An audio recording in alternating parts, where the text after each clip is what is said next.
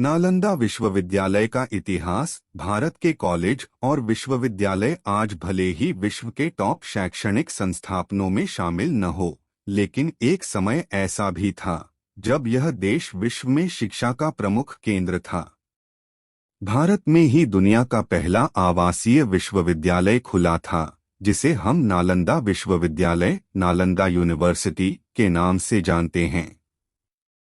इस विश्वविद्यालय की स्थापना 450 में हुई थी। नालंदा विश्वविद्यालय प्राचीन भारत में उच्च शिक्षा का सर्वाधिक महत्वपूर्ण और विख्यात केंद्र था। प्राचीन नालंदा विश्वविद्यालय की स्थापना गुप्त काल के दौरान 5वीं सदी में कुमारगुप्त प्रथम ने किया था। इतिहास के अनुसार सन 1193 में बख्तियार खिलजी के आक्रमण के बाद इसे नेस्तनाबूद कर दिया गया था। कहा जाता है कि आक्रमण के दौरान यहां पर आग लगा दी गई। उस समय नालंदा विश्वविद्यालय के पुस्तकालय में इतनी किताबें थीं कि कई सप्ताह तक आग नहीं बुझ पाई। इस आक्रमण में यहां कार्य करने वाले कई धर्माचार्य और बौद्ध भिक्षुओं को भी मार डाला गया था। प्राचीन नालंदा विश्वविद्यालय का पूरा परिसर एक विशाल दीवार से घिरा हुआ था, जिसमें प्रवेश के लिए एक मुख्य द्वार था। उत्तर से दक्षिण की ओर मठों की कतार थी और उनके सामने अनेक भव्य स्तूप और मंदिर थे। मंदिरों में बुद्ध भगवान की सुंदर मूर्तियां स्थापित थीं, जो अब नष्ट हो चुकी हैं। कहा जाता है कि लाइब्रेरी में इतनी पुस्तकें थीं कि आग लगी भी तो 3 माह तक पुस्तकें जलती रहीं।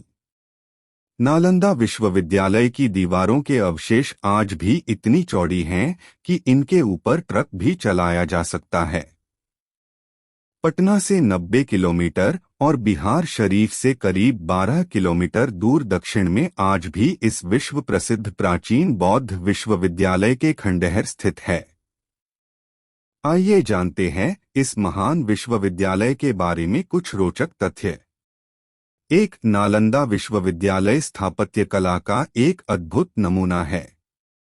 आपको जानकर हैरानी होगी कि इस विश्वविद्यालय में 300 कमरे, 7 बड़े बड़े कक्ष और अध्ययन के लिए 9 मंजिला एक विशाल पुस्तकालय था, जिसमें एक समय 3 लाख से भी अधिक किताबें मौजूद होती थीं।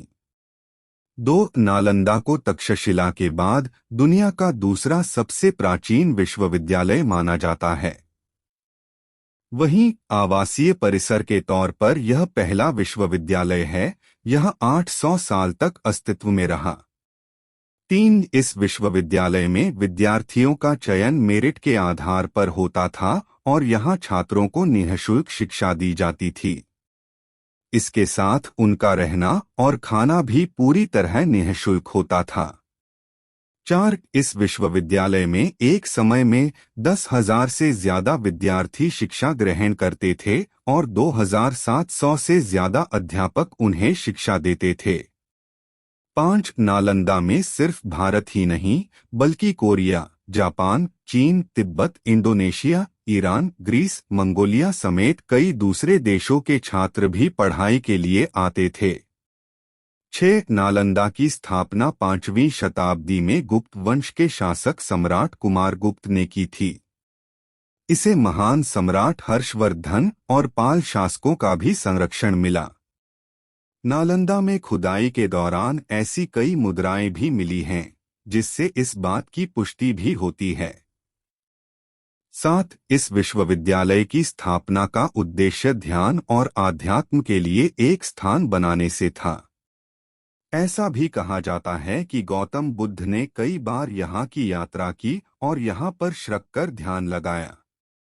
8. इतिहास के अनुसार नालंदा विश्वविद्यालय में एक धर्मगूंज नाम की एक लाइब्रेरी थी। इसका मतलब सत्य का पर्वत से था।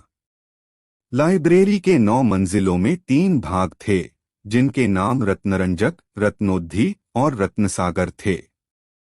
9. नालंदा में छात्रों को literature, astrology, psychology, law, astronomy, science, warfare, इतिहास, maths, architecture, language science, economic, medicine समेत कई विषयों को पढ़ाया जाता था। 10 नालंदा यूनिवर्सिटी का इतिहास चीन के हेनसांग और इत्सिंग ने खोजा था। ये दोनों 7वीं शताब्दी में भारत आए थे। इन दोनों ने चीन लौटने के बाद नालंदा के बारे में विस्तार से लिखा और इसे विश्व का सबसे बड़ा विश्वविद्यालय बताया।